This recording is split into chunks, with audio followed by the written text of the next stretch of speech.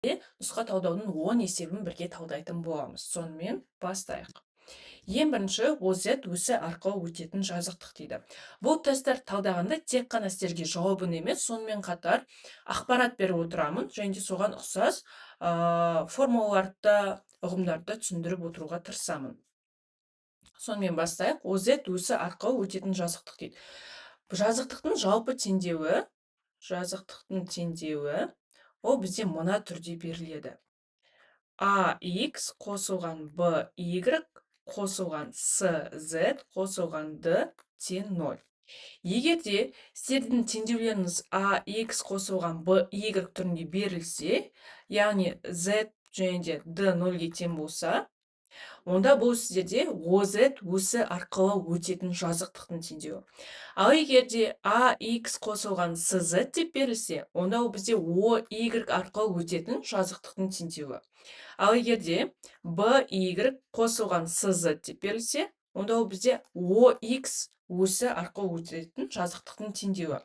Яғни байқасаңыздар, мұнда Z жоқ, Z жазықтығы арқылы өтеді, Y жоқ, Y жазықтығы арқылы, OY оси арқылы деген. X жоқ, OX өсі арқылы өтеді, яғни D да 0-ге тең болу керек.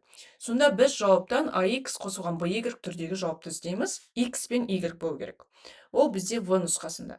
Мысалға жауаптарға келетін болсақ, бұл бізде OY өсі арқылы өтеді, OY өсі, OX өсі және де OX өсі арқылы өтеді екен. Келесі теңдеудің шешімі дейді. Анықтап қарасақ, бізге квадраттық матрица берілген. А матрицасы дейік, 2-2 өлшемді. Яғни 2 жол, 2 бағаны бар квадрат матрица.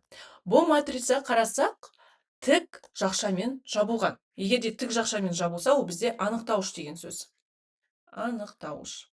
Енді 2-2 өлшемнің матрицаның анықтаушын қалай табамын? Мысалға сіздерге берілсін А, Б, С, Д деп. Бұл 2-2 өлшемнің анықтаушын табу үшін бас диагональдарды көбейтіп, одан азайтамыз қосымша диагональдің көбейтіндісін. Сонда, мына есепте біз бас диагональды көбейтеміз. 2x минус 1-ді көбейтемін x-қа, одан азайтамын қосымша диагональдің көбейтіндісін. Минус 3-ті көбейтем минус 1-ге.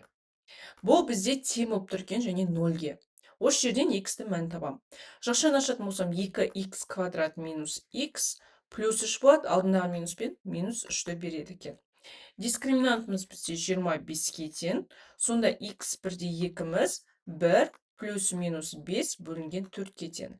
1-ге 5-ті қосып 4-ке бөлсем 3 бөлінген 2, яғни 1,5 шығады. 1-ден 5-ті азайтсам минус 4, 4-ке бөлсем минус 1 шығады. Сонда бұл теңдеудің шешімі минус 1 және 1,5 деген жауап Е нұсқасы болады екен. Келесі 4-ші есеп арктангенс dx интегралының мәні дейді. Біз бұл жерде бөліктеп интегралда формуласын қолданамыз. Ол формула бізде UdV тең UV азайтылған VdU.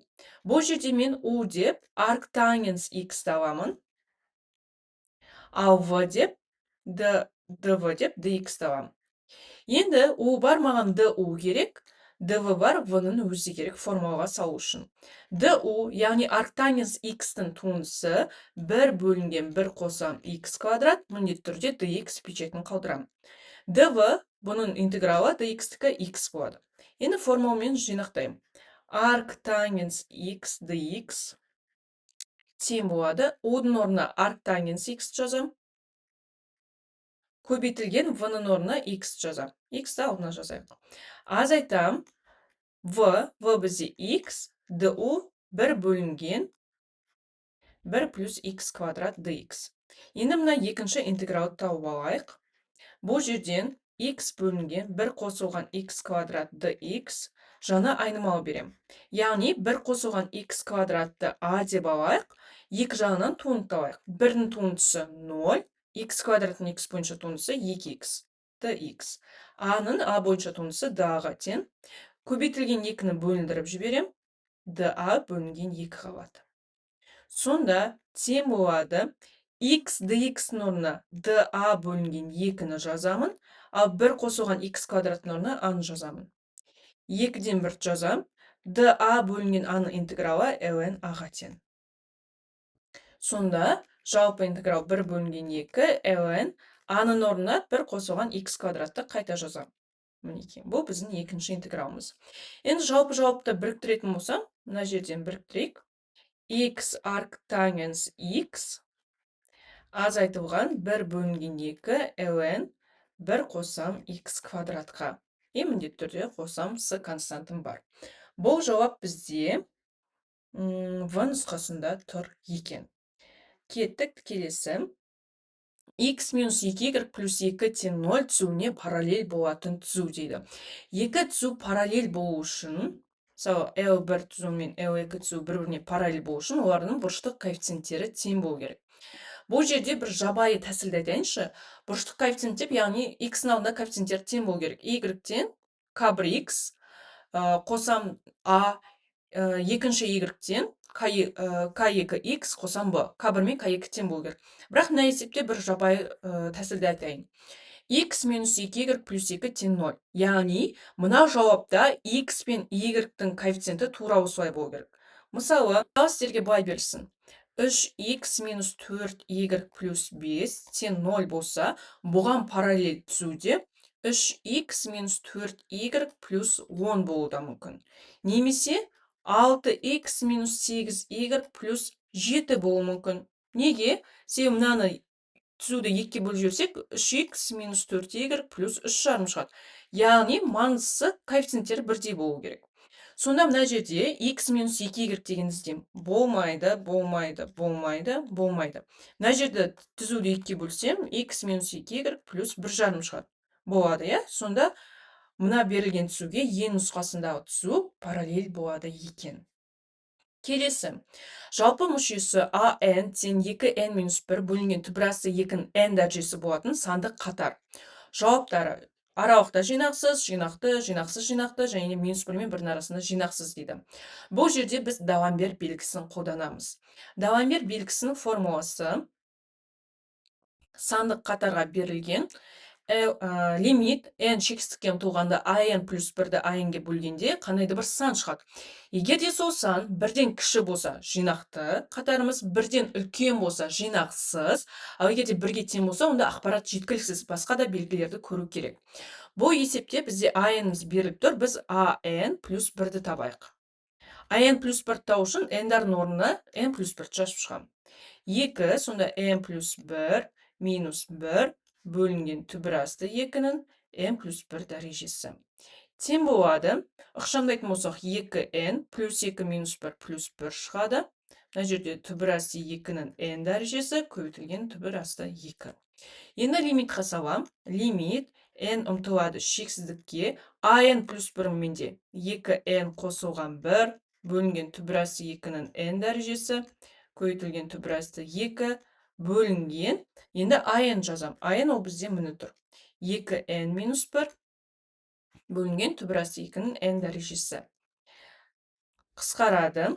Бізде лимит n ұмтылғанда шексіздікке 2n плюс 1 бөлінген түбірасты 2, 2n минус 1 деген қалады. Енді бұл жерде шексіздікті қоятын болсақ, шексіздік бөлінген шексіздік, яғни анықталмағандық шығады. Шексіздік бөлінген шексіздік шықса, біз Лапиталь ережесіне саламыз. Және мына жердегі 1 бөлінген түбірасты 2-ні лимиттен шығарып жіберсек болады тұрақты ретінде. Лимит n ұмтылады шексіздікке. Екі жағынан туынды табатын болсам, n бойынша 2n плюс 1-дің туындысы 2, бөлімінде де 2, қысқарып 1-ді береді, жойылады, 1 бөлінген түбірасты 2 қалады. Ал 1 бөлінген түбірасты 2 ол бізден 1-ден кіші. Даламбер белгісі бойынша 1-ден кіші сан шықса, демек бұл қатар жинақты деген қорытындыға келеді екенбіз. Бұл бізде д нұсқасында тұр. Келесі 6-шы есеп. Y-тен 2 қосылған x минус x квадрат, y'0 туындысының мәні дейді. Табайық y'0-ді. Бірінші, мына берілген функциядан туынды табам. X бойынша 2-ның туындысы 0, x-ның туындысы 1, x квадраттың туындысы минус 2x. Енді x-ның орнына 0-ды қояйық. Сонда біздің жауабымыз 1-ге тең болады екен. Е нұсқасы болады. Келесі 7-ші есеп. Y'-тен түбірасты x қосылған 22y минус 41 теңдеуі айнымалысы бөліктенетін теңдеуге келесі алмастыру арқылы келеді дейді. Яғни, ол көбінесе университетте айнымалысы ажыратылатын деп айтылады. Бұл жерде біз z-ті береміз. Z деп біздер x қосылған 22 y минус 41-ді аламыз. Сонда z штрихым, о менде x-ның туындысы 1-ді береді, 22 y штрих 41-ді 0-ді береді. Енді орнына қоятын болсақ, бізде айнымалысы бөліктенетін теңдеуге келе ме тексерейік. Так, y штрихтен, немесе мына жерге жазайық. Z штрихтен 1 қосылған 22, y штрихтің орнына мына түбірді жазамын. Түбір x қосылған 22 y минус 41. Сонда z штрихтен 1 қосылған 22, түбір асты, бұл бізде z-ға тең. Түбір асты z. Сонда біз бұны dz бөлінген dx тен 1 қосылған 22 түбір асты z-ті айнымалысын ажыратамыз, иә? Яғни мынау бөліндісіне кетеді, dx жоғары кетеді, айнымалысы бөлінді.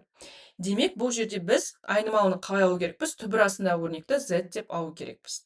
Бұл бізде е нұсқасында тұр. Келесі, интегралының мәні дейді. Бұл жерде де сіздерге бір жабайы тәсілді айтқым келіп тұр.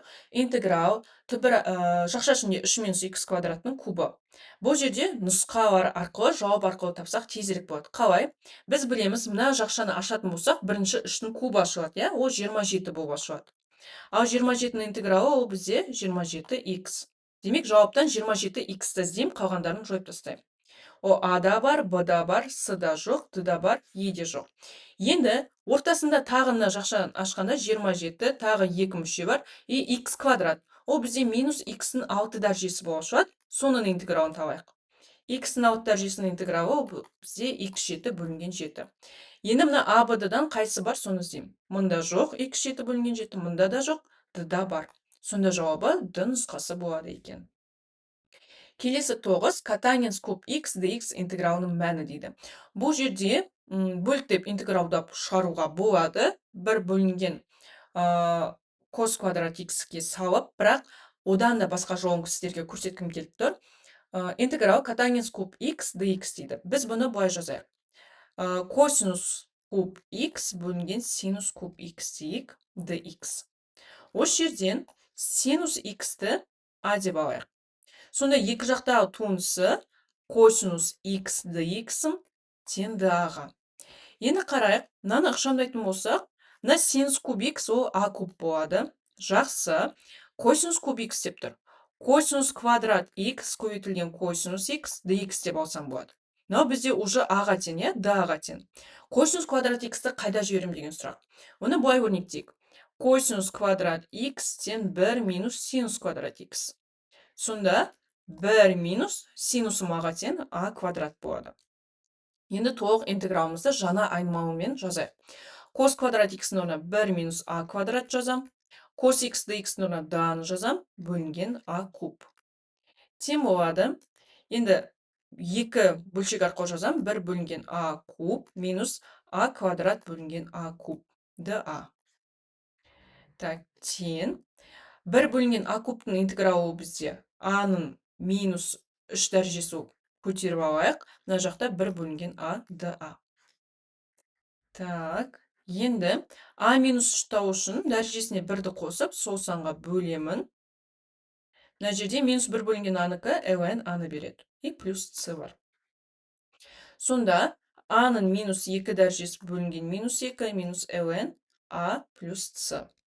Тең болады минус 1 бөлінген 2 көбейтілген 1 бөлінген а квадрат минус ln а. Сыны соннан жазайық. Енді алардың орнына синус x-ті қойып шығам. Сонда минус 1 бөлінген 2 көбейтілген 1 бөлінген синус квадрат x минус ln синус x. Бұл жауап қай нұсқада бар, соны қарайық. Так, минус 1 бөлінген, мына жақта қарасақ, бар онда котангенс квадрат x. Жақсы, оны қалдырайық. Минус ln синус x-тар қайсында бар, соны қарайық. Минус ln синус x жоқ, жоқ, жоқ. Сымен еде бар. Енді, ол үшін біз мына 1 бөлінген синус квадрат x-ті ықшамда жүйрек. 1 бөлінген синус квадрат x-ті кос квадрат x қосам син квадрат x бөлінген син квадрат x десем болады. Кейін косты синға бөлсем котангенс квадрат x-ті алам плюс 1. Так, сонда минус 2-ден 1 көбейтілген 1 бөлінген синус квадрат x-ның орнына котангенс квадрат x плюс 1 жазам. Минус ln синус х қосылған с. Так, дальше жақшаны ашатын болсам, минус 1 бөлінген 2 котангенс квадрат х минус 1 бөлінген 2 минус ln синус х плюс с. Так, бұл жерде минус котангенс квадрат х бөлінген 2 шықты. Демек, мен е нұсқасын белгілеймін. Сіздерде сұрақ болуы мүмкін, мына минус 2-ден 1 деп. Оны біз тұрақтымен біріктірсек те болады. Себебі минус 2-ден 1-де с да олар бізде тұрақтыға жауап береді. Келесі 13 есеп. dx бөлінген x квадрат минус 6x плюс 18 интегралының мәні дейді. Бұл жерде интеграл ашамын, dx бөлінген. Мен бұны арктангенсқа келтіру керекпін. Яғни мына а квадрат плюс x квадратқа. Қалай келтірем? Так, біз бұны былай жазсақ болады ма? X квадрат минус 6x плюс 9 деп. Мінекей. Сонда интеграл dx бөлінген. Мынау маған x минус 3-тің квадратын береді. И плюс 3-тің квадраты. Тура осыған келіп тұр. X орнына x минус 3, а орнына 3 тұр. Енді формулаға салып аша салам. Сонда 1 бөлінген 3 арктангенс x минус 3 бөлінген 3 плюс с деген жауап табамын. X минус 3 бізде күрделі функция емес, сондықтан еш нәрсе өзгермейді. Так, бұл жауап бізде x минус 3 бөлінген 3 а нұсқасында тұр екен. Осымен біздің нұсқа талдауымыз аяқталды. Сіздерге пайдалы болды деген ойдамын. Магистратураға дұрыс ниет қойып, қанша дегенмен бұл магистратура білімнің жалғастыруы, ғылымға деген уже көпір десек те болады. Мақала жазуды үйренесіздер, егер магистратураға түскесін. Диссертация жазуды үйренесіздер. Қанша дегенмен математика педагогикасына түскеннен кейін мұғалім ретінде балаларға не жетіспейді, нені тағы қосу керек, білім саласында нені тағы зерттеу керек деген ойлармен ізденетін боламыз. Ең бастысы осы магистратураға жақсы ниет қойып, күнделікті тыңғылықты дайындалатын болсаңыздар, дұрыс ақпарат алатын болсаңыздар, міндетті түрде грантқа түсесіздер. Сіздермен бірге болған мен Дария апай, келесі сабақта көріскенше.